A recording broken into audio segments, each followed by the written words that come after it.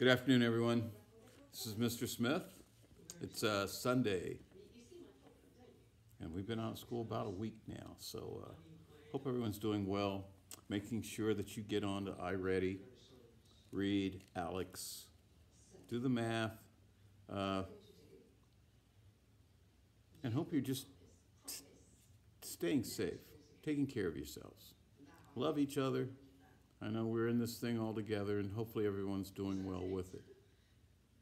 Hope to see you all soon, and with that, I'm going to read you a story today, and it's called Amazing Grace, and it's by Mary Hoffman and Caroline Bench.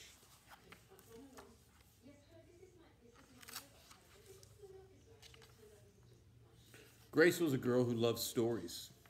She didn't mind if they were read to her or told to her or made up in her own head. She didn't care if they were in books or movies or out of Nana's long memory. Grace just loved stories. After she had heard them, and sometimes while they were still going on, Grace would act them out, and she always gave herself the most exciting part. Grace went into battle as Joan of Arc and wove a wicked web as Anansi the spider. She hid inside the wooden horse at the gates of Troy. She went exploring for lost kingdoms. She sailed the seven seas with a peg leg and a parrot. These pictures are great, by the way. She was Hiawatha, sitting by the shining big sea water, and Mowgli in the backyard jungle. Most of all, Grace loved to act out adventure stories and fairy tales. When there was no one else around, Grace played all the parts herself. She set out to seek her fortune with no companion but her trusty cat, and found a city with streets paved in gold. Or she was Aladdin, rubbing his magic lamp to make the genie appear. Sometimes she could get Ma and Nana to join in when they weren't too busy. Then she was Dr. Grace, and their lives were in her hands. One day, Grace's teacher said that they would do the play Peter Pan. Grace knew who she wanted to be. When she raised her hand, Raj said, "You can't be Peter. That's a boy's name." But Grace kept her hand up. "You can't be Peter," whispered Natalie. "He isn't black." But Grace kept her hand up. "All right," said the teacher. "Lots of you want to be Peter Pan, so we'll have auditions next week to choose parts." She gave them words to learn. When Grace got home, she seemed sad. "What's the matter?" asked Ma. "Raj said I can't be Peter because I'm a girl." "That just shows what Raj knows," said Ma. "A girl can be Peter Pan if she wants to."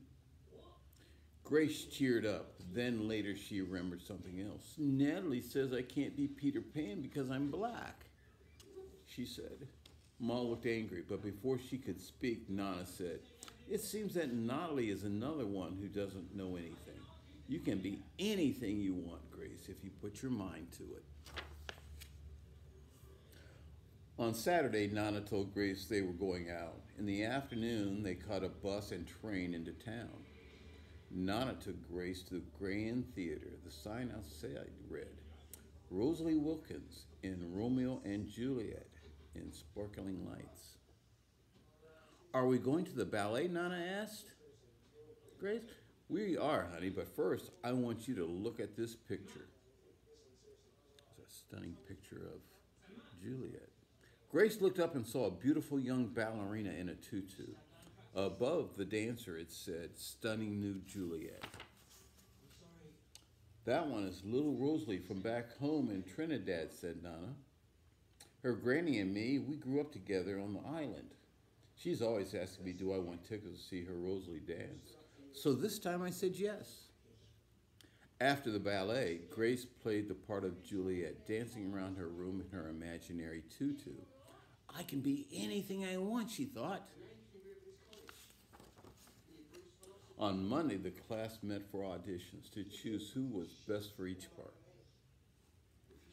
When it was Grace's turn to be Peter, she knew exactly what to do and all the words to say. She had been Peter Pan all weekend. She took a deep breath and imagined herself flying. When it was time to vote, the class chose Raj to be Captain Hook and Natalie to be Wendy. There was no doubt who would be Peter Pan. Everyone voted for Grace. You were fantastic, whispered Natalie.